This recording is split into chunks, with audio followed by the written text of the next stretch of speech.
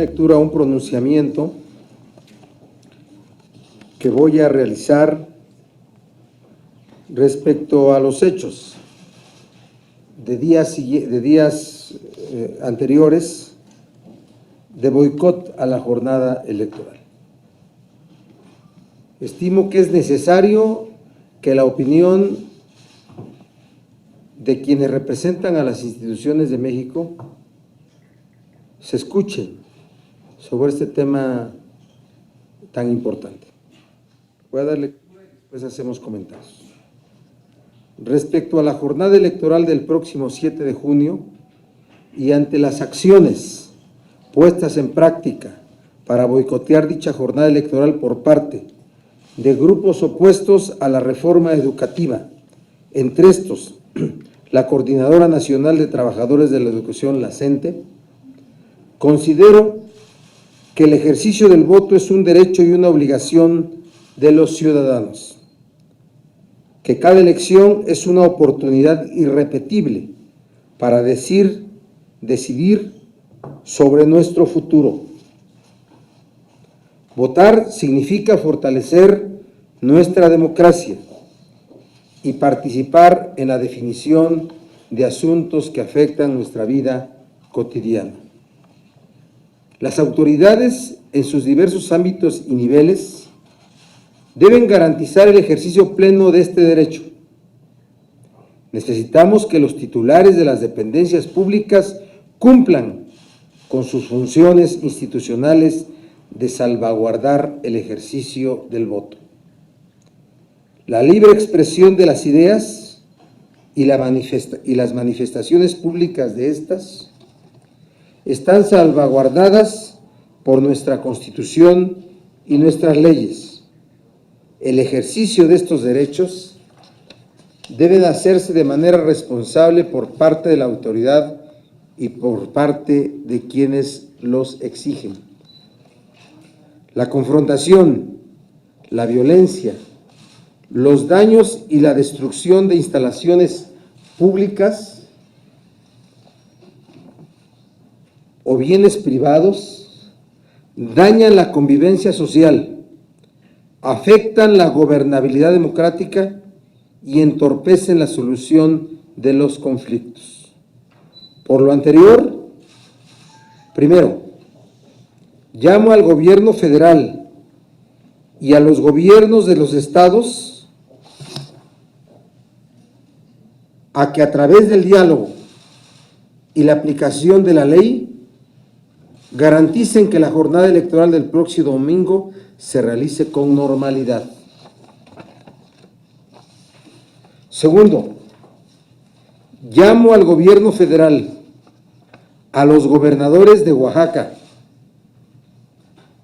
Michoacán y Guerrero, a que las negociaciones y acuerdos que establezcan con las organizaciones y grupos inconformes sean transparentes. La sociedad tiene derecho a conocer los términos de la negociación o negociaciones del gobierno federal y de los gobiernos estatales con los inconformes. En un régimen democrático, cualquier negociación del gobierno con grupos de la sociedad debe ser pública. Tercero, exijo que las infracciones a la ley cometidas hasta este momento y posteriores que afecten el proceso electoral sean sancionadas y no pasen a formar parte del cúmulo de hechos impunes.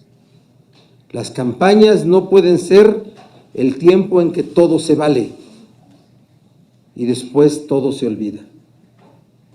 Cuarto, llamo a todas y a todos los ciudadanos a votar el 7 de junio. Se trata de un derecho y de una obligación cívica indeclinable. Distrito Federal, Ciudad de México, a 4 de junio del año 2015. Es el pronunciamiento que quiero hacer. y quedo a disposición de ustedes por si hubiera alguna pregunta al respecto. Comenzaríamos con Berta Becerra del Sol de México, por favor. Gracias, senador. Este llamado, este exhorto, es debido a que, como nunca, los comicios, las elecciones están inmersas en un estado de violencia. ¿Y qué hace? O sea, por un lado. Y por el otro, este llamado a los gobernadores de Oaxaca, Michoacán y Guerrero. ¿Cuántos meses lleva ya este conflicto, si no digamos años en el caso de Oaxaca, y no se resuelve? ¿No hay elementos Sí. judiciales, penales para actuar? Por favor, gracias. Este pronunciamiento es una obligación ética de un servidor público que representa un órgano del Estado y que ese Estado tiene instituciones democráticas. Los hechos que han rodeado recientemente el proceso electoral en muchos estados del país y zonas del país deben ser atendidos con diálogo y con aplicación de la ley. Si hay negociaciones, mediante negociaciones transparentes y no negociaciones ocultas. No se puede aceptar una negociación basada en entrega de prebendas a grupos organizados, gremiales, que utilizan estos escenarios para obtener beneficios.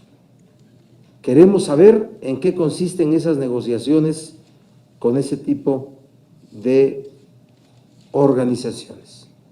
En cuanto a situaciones en donde viene de años estos hechos, sin duda que constituyen hechos inaceptables, que son hechos de impunidad frente a la violación de la ley. La sociedad, distinta a estos grupos organizados, tiene derechos a tener una convivencia sana, pacífica, y ha sido alterado este orden de sociedad sana y pacífica por estas organizaciones de manera reiterada, y no puede crearse la impresión de que en nuestro país se viola la ley y no se recibe castigo. Eso es lo que más promueve la violación de la ley, el pensar que cualquiera puede violar la norma y que no va a recibir sanción. Esa es la principal causa de la promoción de la alteración del orden social por establecerse una percepción de impunidad ante los hechos. Jaime Contreras, Grupo Imagen. Senador, coméntanos por favor dos cuestiones puntuales. ¿Hasta qué grado entiendo tu posición ética y tu llamado, etcétera? Pero lo digo con todo respeto, ¿hasta qué grado, senador, va a ser una suerte de llamado a misa en aquellas entidades en donde está declarada una suerte de guerra contra las instituciones, a esas entidades en concreto, en donde CETEC, CENTE o los grupos, o incluso el crimen organizado como Tamaulipas o Jalisco, les tiene sin cuidado lo que diga, con todo respeto, Miguel Barbosa u otros funcionarios públicos u otros artistas u otros líderes de opinión? A la mera hora lo vamos a constatar, como ya lo han venido anunciando desde meses, no nada más con los últimos hechos, sino también con violencia en las últimas horas, que aquí lo estamos padeciendo en diversas entidades del país, senador, no nada más en estas que mencionas. ¿Qué es lo que va a ocurrir más allá de un llamado a la serenidad, al voto, al razonamiento, etcétera? ¿Qué es lo que debemos hacer los mexicanos más allá del gobierno o los gobiernos estatales? Y por último, ¿qué es lo que anticipa Miguel Barbosa Huerta en el día después? ¿Abstencionismo? A ver, primero quiero decirles que sí va a haber elecciones. Lo que hago yo es un llamado como presidente del Senado. Después del 31 de agosto no lo seré. Hoy soy presidente del Senado y hablo en nombre del Senado de la República, que es un órgano del Estado mexicano que conforma el poder legislativo. Eso es ahorita el llamado que hago como presidente del Senado. Lo otro es que nos quedemos callados, porque son llamados a misa. Lo otro es que haya silencio, que nadie se comprometa con una opinión política, que la ortodoxia venza, que el silencio institucional sea el comportamiento político de todos los políticos profesionales. Yo no soy de eso. Yo no soy de eso. No tengo a mi cargo instrumentos para garantizar el voto. La función es legislativa y ayer dimos una muestra de un hecho legislativo frente a una decisión que consideramos incorrecta de parte del gobierno federal, donde dijimos, no, ya nos olvidamos de la palabra exhorto, exigimos. Y habrá otras acciones, pero de verdad te pido me ayudes a que mi voz se escuche. Vuélvete mi cómplice para que mi voz se escuche, la del presidente del Senado, para que se vea que también hay instituciones que se comprometen más allá de lo políticamente correcto. Más allá. Yo no soy políticamente correcto, ni quiero serlo, qué aburrido. ¿Y en el día después? Ahí voy. El día después habrá resultados electorales, habrá múltiples impugnaciones en proceso de presentación, habrá autoridades legítimas y habrá instituciones electas. Yo no estoy diciendo que hay una catástrofe para que no va a haber elecciones, estoy diciendo que se aplique la ley, que haya diálogo, pero que se aplique la ley, que los hechos violentos, las violaciones a la norma que hasta hoy se han cometido y posteriores relacionadas con el proceso electoral sean sancionadas y no pasen a formar parte del cúmulo de hechos impunes. ¿Ya o más? Tenía 20 preguntas más, pero me imagino que habrá. Yo no tengo hambre. Gracias. Senador, en el marco de este llamado, preguntarle hasta dónde el Estado mexicano puede hacer uso de la fuerza pública para garantizar que se lleven a cabo las elecciones y hasta dónde podría ser un error dado los precedentes del caso Iguala. Bueno, yo quiero decirte que la aplicación de la ley significa la utilización de los instrumentos que la ley tiene para restituir la normalidad legal en la sociedad, ¿sí? De lo que hablamos es de la convivencia social, y la convivencia social ahorita está dominada, para lo que política se refiere, a la competencia electoral y a la elección de representantes y de autoridades.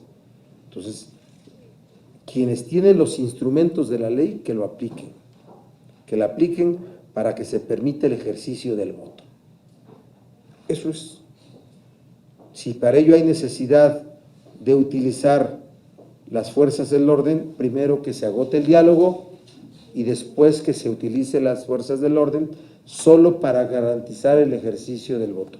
Solo para eso, no para reprimir, no para generar más violencia, no para generar confrontación, pero no podemos ver que se impida llevar elecciones en estados completos, que haya la pretensión, o que se haya hecho les digo de manera muy clara, que se haya llevado una presión muy alta en estos días previos para hacer una gran negociación, y ya hecha la negociación desaparece todo, ¿no?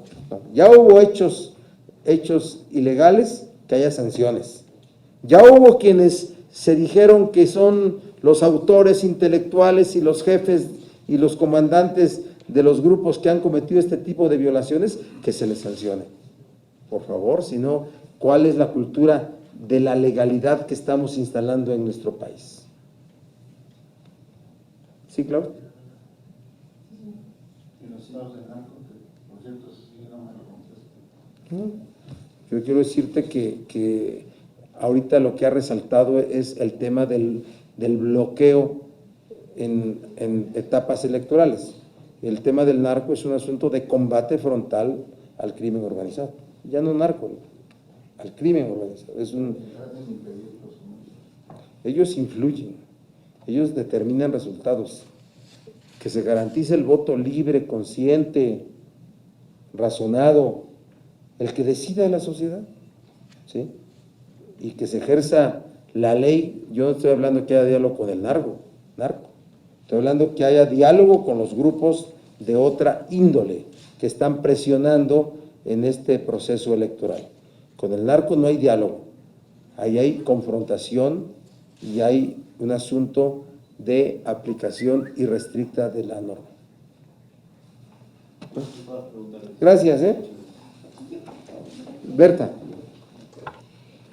¿Cuál fue la opinión que recibió usted ayer de los observadores electorales, precisamente los de la OEA, respecto a esta situación? Bueno, ellos no nos vienen a dar su opinión, ellos vienen a escucharnos. Y la sesión de trabajo que tuvimos forma parte del trabajo que ellos desarrollan y formará parte del informe que ellos entreguen a la OEA. Ellos ya se han entrevistado con autoridades electorales, autoridades sobre seguridad pública, gobernación, hoy vinieron al Congreso, hubo legisladores de todos los grupos parlamentarios y escucharon los planteamientos de cada legislador o legisladora y forma parte del expediente que están formando. Gracias, Senador, Sí. vimos una fotografía del senador Sofío Ramírez con el candidato del PRI al gobierno de Guerrero. Pregunto, ¿le avisó a usted como su coordinador? ¿Va a quedarse en la bancada? ¿Esto significa que no? ¿Qué sabe? No he hablado con Sofío. Me sorprendió también ver esa foto que se ha difundido. Hoy sale en algún medio nacional, en un medio nacional. Seguramente platicaremos con Sofío para poder conocer qué está opinando de todo este escenario. Pero como perredista, ya se lo pregunto como perredista, apoyar a un candidato antagónico no es expulsión inmediata. Digo, eso no me corresponde a mí decir, yo no formo parte de la dirección política y no corre a mi cargo definir si la infracción que cometió Sofío es suficiente para la cancelación de su membresía. ¿Y tendría algún inconveniente de que él siguiera formando parte de la bancada del PRD habiendo apoyado a un priista? Mi opinión es la del coordinador. Esa decisión corresponde al grupo parlamentario. ¿Te parece, no? Ya llegaron.